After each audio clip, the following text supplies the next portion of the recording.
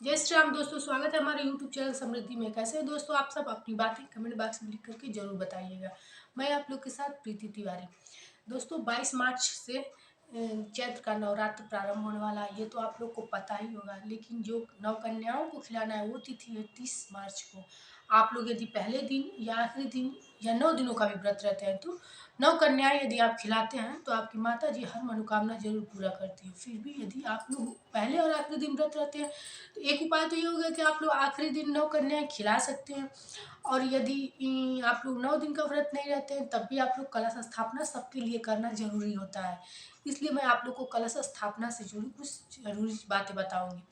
कलश स्थापना के लिए सबसे पहले आप लोग आम के लकड़ी से बना होता है चौकी, उसको लाइएगा और उस पे एक अपना आसन लाल कलर का फैला करके, और माता जी की मूर्ति जो, जैसा कि मैं आप लोग को बताती हूँ दोस्तों कि हर साल फोटो खरीदना शुभ नहीं होता है। इसलिए आप लोग के घर जो भी फोटो हो वो फोटो उस पे स्थापित कर दें। ये मैं सामान्य पूजा के लिए कर रही हूँ। जो लोग सप्तशती का अपना पाठ करते हैं और ना ही 9 दिन का उपवास रहते हैं उनके लिए मैं बता रही हूँ।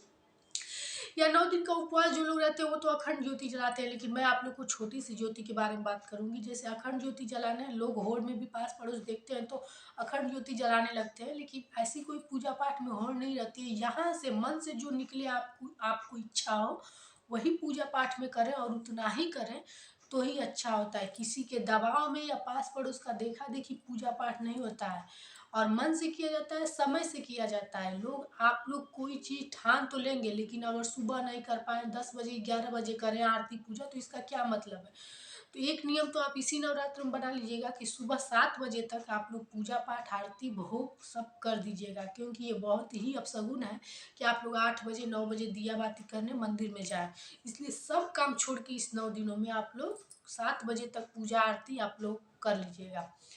आप भोग में जैसे बतासा है और पंचमेवा है, इसके लिए प्रसाद रख लीजिएगा। घी का दिया आप लोग छोटे से दिए में ही सुबह शाम, जब तक आप इतना बड़ा दिया रहे कि सुबह शाम जब तक आप पूजा करते हो, चालीसा पढ़ते हो, आरती करते हो, तब तक वो आपका दिया जलता रहे। और आसन फैला के लाल फूल कहीं से इंतजाम कर लीजिएगा कि माली से लगवा लीजिएगा, लाल फूल आपको दे दे।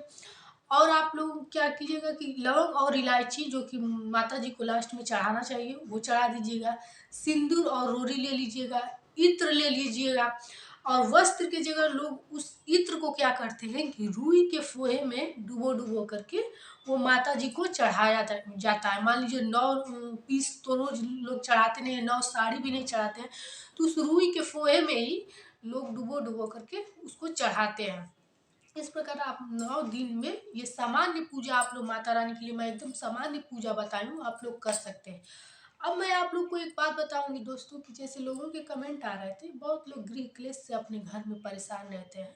मैं उन लोगों के लिए एक उपाय बताऊंगी जो इसी नवरात्र उनके घर से समाप्त हो जाएगा। गृह क्लेश जो कि दोस्तों सामान्य बात है, हर लोगों के घर में है। कोई किसी कारण तनाव में है, कोई किसी कारण से तनाव में है। तो इस चीज़ को आप बहुत अपने पर हेडक मत लीजिएगा कि ये बहुत बड़ी बात है, ये आजकल की सामान्य बात हो चुकी है। लेकिन माता रानी जिनके पर कृपा करेंगी उनकी हर संकट खत्म हो जाएगी। इसलिए आप लोग की कोई भी मनोकामना हो, ऐसी मनोकामना हो जो कि आप लोग की बहुत दिन से चली आ रही हो और पूरी नहीं हो रही हो, उसके लिए मैं आप लोग को एक उपाय बताऊंगी और निश्चित आपको करके देखिएगा। और आप लोग इस महीने के लास्ट में, चैत्र महीने के लास्ट में जरूर कमेंट में हमको लिख करके बताइएगा कि आपकी मनोकामना पूरी हुई कि नहीं हुई, और आपकी गृह क्लेश की जो बात है वो शांति हुई कि नहीं। सब गृह क्लेश के लिए तो मैं यही बताऊंगी कि ये पूरे 9 दिन शाम के समय जब आप कपूर से दिया जलाएं तो क्या करें कि उसमें गूगल चाहे लोहबान अपने घर में डाल दें। गृह क्लेश क्यों होता है दोस्तों? जानते हैं, जब घर में निगेटिव ऊर्जा ज़्यादा बढ़ जाती है तो गृह क्लेश होता है। तो इसके गृह क्लेश को शांत करने का सबसे सटीक उपाय है लोहबान चाहे गूगल डाल के इसी 9 दिन के लिए, और रोज शाम को आप लोग अपने पूरे घर में, छत पे, द्वार पे, जहाँ भी हो सब जगह घुमाएं, हर कमरे में घुमाएं। देखिए अगर 9 दिन जाते जाते आप लोग को खुद अपने घर में शांति नहीं महसूस होने लगी तो आप लोग हमें कमेंट बॉक्स में लिख करके जरूर बताइएगा। दूसरी बात है कि जो आप लोगों की कोई ऐसी बड़ी विपदा हो जो सालों से चली आ रही हो और वो दूर नहीं हो रही हो, तो इसी नवरात्रि, ये नवरात्र बहुत ही फलदायी है। 110 साल बाद ये महासंयोग बन रहा है इस नवरात्र पे, जो कि बहुत सारे मुहूर्त ऐसे बन रहे हैं, बहुत सारे शुभ योग ऐसे बन रहे हैं जिसमें काम करने से निश्चित रूप से पूरा होता है। तो आप लोग क्या कीजिए कि पान का बीड़ा जानते हैं कि लास्ट में प्रसाद के रूप में माता जी को जरूर चढ़ाया जाता है। आप उस बीड़े को 9 दिन तक एकदम गांठ बांध लें कि हमको पूजा के आखिरी में ये बीड़ा माता जी को चढ़ाना ही है। एक पान का बीड़ा लीजिए, पान का पत्ता लीजिए, जैसे आप माली से फूल मंगवाते हैं वैसे पान का पत्ता भी रोज मंगवा लीजिए। ये नहीं कि एक ही दिन 9 पत्ता खरीद करके रख लीजिएगा। एक पान का पत्ता लीजिए, उस पे लौंग, इलायची, एक बतासा या मिश्री रख लीजिए और उसको मोड़ करके और लौंग उसमें लगा देना चाहिए। इलायची लौंग अंदर लगाएंगे, ऊपर लौंग से उसको बांध दीजिए। ये बीड़ा आप माता जी के आगे रोज पूजा के बाद में, आरती से पहले, पूजा जब सब कर ले उसके आखिरी में चढ़ा दीजिए। 9 दिन तक ये उपाय कीजिए और आपकी जो भी मनोकामना है हाथ जोड़ करके माता जी के आगे और एकदम से प्रार्थना कीजिए। जरूर आप लोगों की माता जी प्रार्थना सुनेंगी। माता जी को बीड़ा बहुत पसंद है और वैसे भी मन से मानी गई मनोकामना बीड़ा के सहारे लोगों को मानना है। हमारे शास्त्रों में लिखा है, सप्तशती में लिखा है, बीड़ा के सहारे जो उनको चीज अर्पण की जाती है, जो मनोकामना कह करके, वो निश्चय रूप से माता रानी पूरा करती हैं।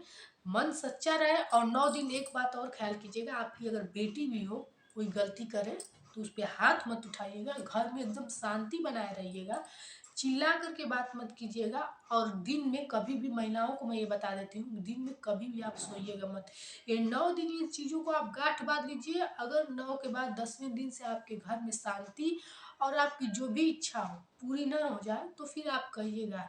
कुछ उपाय ऐसे हमारे शास्त्रों में बताए गए हैं कि जिनको यदि मन से कर लिया जाए तो निश्चित रूप से हमारी मनोकामना पूरी हो जाए। दोस्तों, मैं भी अपनी मनोकामना पूर्ति के लिए ये सब करती हूँ। और कोई भी ऐसा उपाय होता है जो कि हमारे शास्त्रों द्वारा बताया गया होता है, लोगों द्वारा बताई गई, मैं ऐसे चीज़ों पे विश्वास नहीं रखती हूँ दोस्तों। उस काम को मैं जरूर करती हूँ। आप हो या हम, कोई भी यहाँ भगवान बन के नहीं आया। और वैसे भी भगवान के भी जीवन में परेशानी कठिनाइयाँ आई थी।